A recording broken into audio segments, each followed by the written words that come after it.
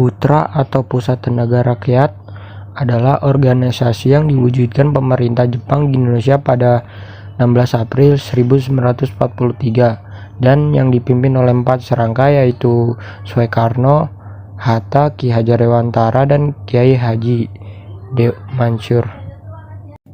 Lalu tujuan Putra adalah membangun dan menghidupkan kembali hal yang telah dihancurkan Belanda. Menurut Jepang, Putra bertugas untuk memusatkan segala potensi rakyat guna membantu Jepang dalam perang.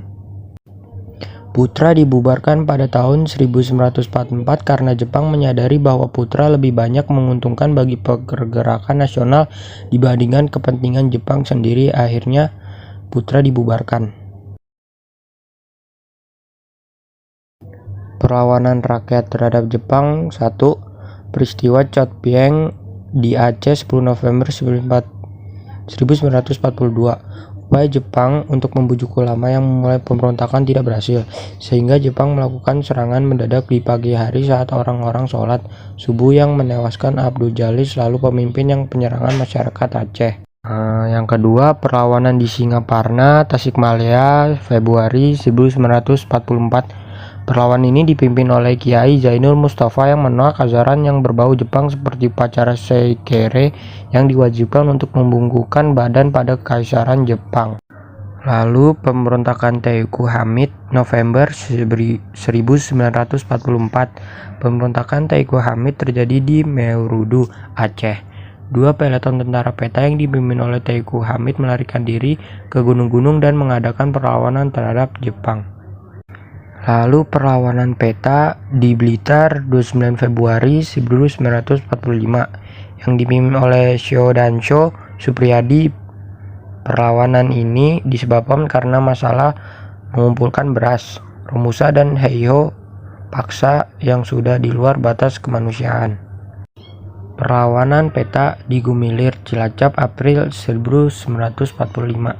Perlawanan ini direncanakan pada 21 April 1945 dan diketahui oleh Jepang, sehingga Kusairi ditangkap di tanggal 25 April 1945 dan dinovis hukum mati tetapi tidak dieksekusi. Dampak kependudukan Jepang di Indonesia.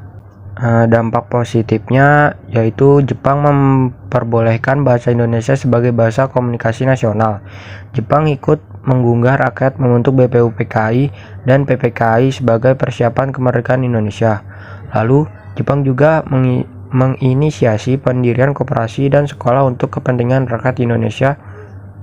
Tentara Jepang bersedia melatih dan mempersenjatai pemuda Indonesia, awalnya untuk kepentingan Jepang, tapi akhirnya dipergunakan pemuda bangsa ini untuk melawan Jepang sendiri.